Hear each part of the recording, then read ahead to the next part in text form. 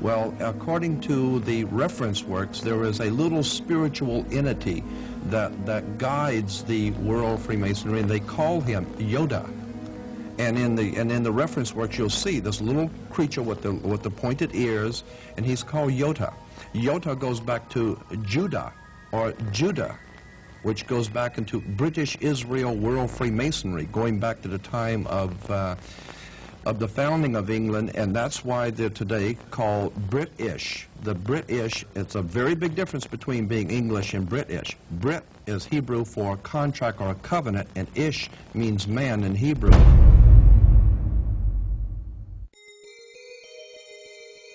During the reign of Queen Elizabeth I, her personal spy, Mr. John Dee, was responsible for establishing the British Secret Service. John Dee was a magician and member of an alchemical secret order. He is thought to be the author of the ancient Voynich manuscript, which is now owned by Yale University, and is kept under lock and key just a few yards away from the headquarters of the Skull and Bones Secret Society.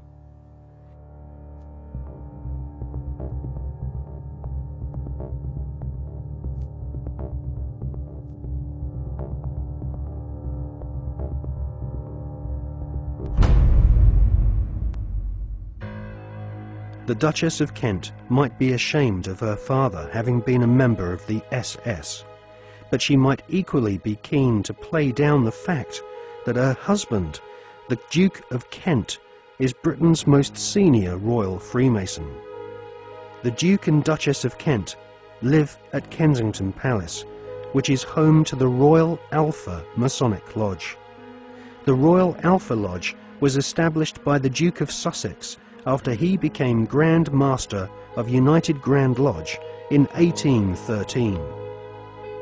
One of its most eminent members was the physician-in-ordinary to Queen Victoria, Sir William Gull, who Stephen Knight claims was responsible, along with several other eminent Freemasons, for the Jack the Ripper murders in Victorian London.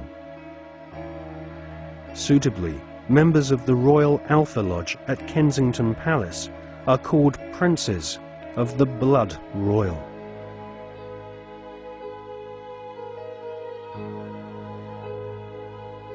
Secret societies across the planet proudly claim to have geniuses such as Mozart and kings amongst their membership.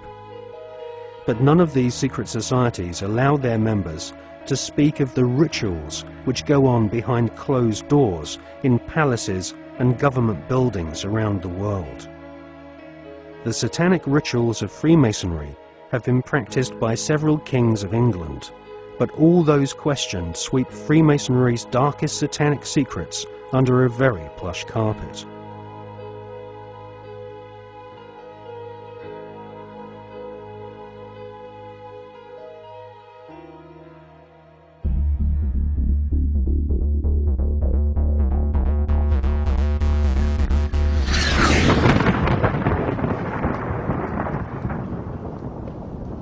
Hawati en tawi, tem jafar kau, ta pen em awef, mu f, ta f, sem f, menemenet f nebet, hayet nebet, henenet nebet, jedefuet f, awet f, haset, semau em sanut.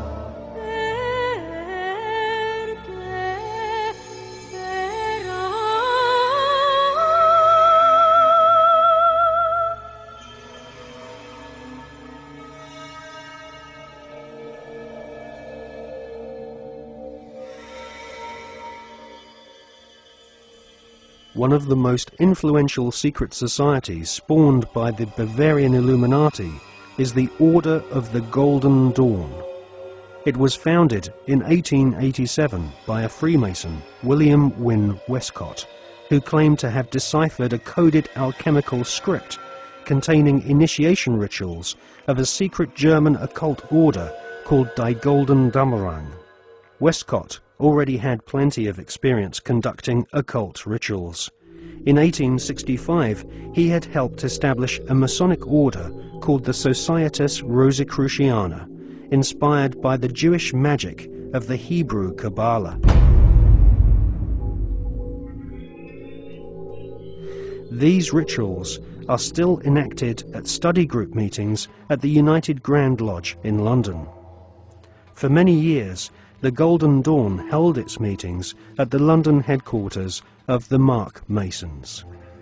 The Golden Dawn was plagued with scandal as rival high-ranking Masons wrestled for control of this influential Victorian secret society.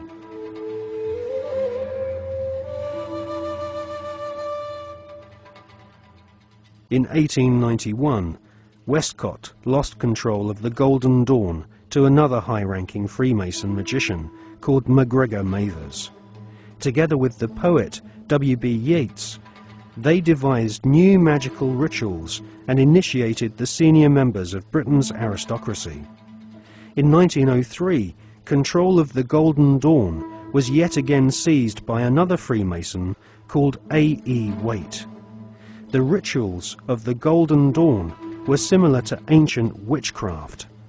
At the Old Bailey in 1901, two Golden Dawn associates, Mr. and Mrs. Horos, were tried for rape. They had used the Golden Dawn initiation ceremony to beguile their teenage victims. The Golden Dawn was nothing more than Freemasonry with added semi-satanic and sexual mysteries. The Golden Dawn still survives to this day. In 1987, a conference was held in London to commemorate the centenary of the Golden Dawn's conception. The conference was organised by the Hermetic Research Trust, whose trustees include the Marquis of Northampton, who is a prominent Royal Arch Freemason. Satanists do not take part in certain rituals with certain sounds in certain places and certain colours and certain, verbal statements. They don't do it because, oh, that'd be nice, let's save that, and then shall we have a bit of red, or what do you think? No, it's done because everything in this reality is vibration.